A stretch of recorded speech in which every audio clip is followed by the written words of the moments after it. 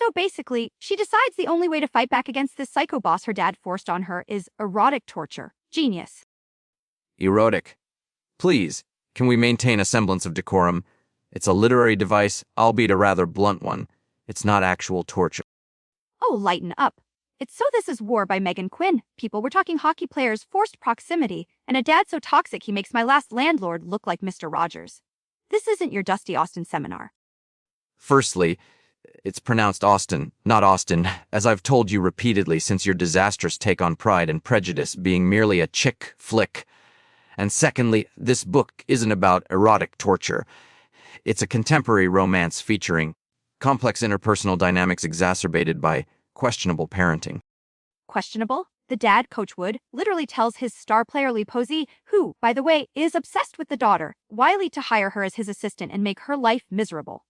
We're talking retyping books in Comic Sans at 1 a.m., getting bagels from across town, just to bully her back into business school. Precisely. The central conflict stems from the father's egregious manipulation, a truly reprehensible character archetype. One might diagnose him with narcissistic personality disorder, exhibiting extreme control issues and a pathological lack of empathy, utterly dysfunctional. Dysfunction junction? What's your function? This guy's function is being the villain we love to hate. He tells Posey, make her miserable, but don't touch her. Like, what did he think was going to happen? He basically gift-wrapped his daughter for the team playboy. The premise does strain credulity to the breaking point. A professional coach jeopardizing team cohesion and risking a massive HR violation based on petulance. It requires a significant suspension of disbelief.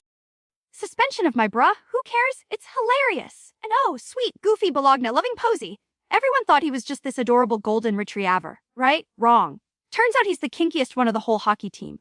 Surprise. That character shift felt rather abrupt. One moment he's presented as endearingly awkward, a bumbling mess around Wylie.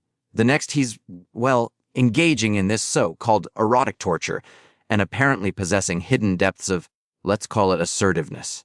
It borders on character assassination for the sake of titillation.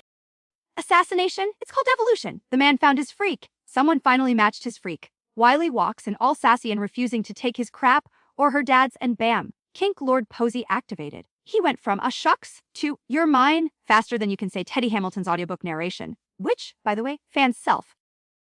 Must we?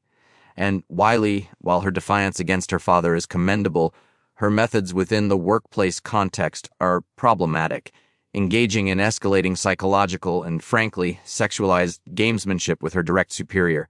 It's a lawsuit waiting to happen. Problematic. It's powerful. She's turning the tables. He's supposed to torture her with dumb tasks. She tortures him back by being ridiculously hot and making him want what he can't have, until he can have it. Duh. It's called fighting fire with fire. A very sexy fire. So, the fundamental question remains beyond the pyrotechnics. Is this book actually any good? Or is it, as some reviewers claim, all sex and silliness but not a lot of substance? Substance? Who needs substance when your face hurts from laughing? One reviewer literally said that. Another said they were crying with laughter. This book is fun. Remember fun? Or did you leave that back in the 19th century with your precious Elizabeth Bennet? Laughter is subjective. I found the attempts at humor, particularly the excessive text message threads, rather juvenile, and reading them on a digital device was, as one astute reviewer noted, physically difficult. Oh, get out of here. The group chats with the queens were gold, pure gold. We even got a listener email shout out to Brenda and Boys, asking, and I quote, is erotic torture covered under standard workplace harassment policies, Dando, or do I need a special rider? See, people get it? That's precisely the problem. It normalizes unprofessional conduct. Still, I will concede, mind you, that Quinn does manage to generate a certain palpable tension between the leads. The push and pull, the forbidden nature, it's executed with technical proficiency, I suppose, even if the foundation is utterly ludicrous. Ha! Technical proficiency? Is that your speak for, it was hot? Admit it. You were kicking your feet reading about the bagel runs turned makeout sessions. I most certainly was not kicking my feet. I was analyzing the narrative structure, which, frankly, wobbles precariously under the weight of its own absurdity. Some readers did not finish at 80%. Feeling Posey was ruined. Those people are dead inside. This book is a masterpiece of chaos. Okay, rating time. Final verdict. Very well. Given the nonsensical premise, the inconsistent characterization, and the frankly alarming workplace dynamics, but acknowledging the effective generation of romantic tension, I give So This Is War 3 out of 10 HR complaints filed. It avoids complete disaster, but only just. 3.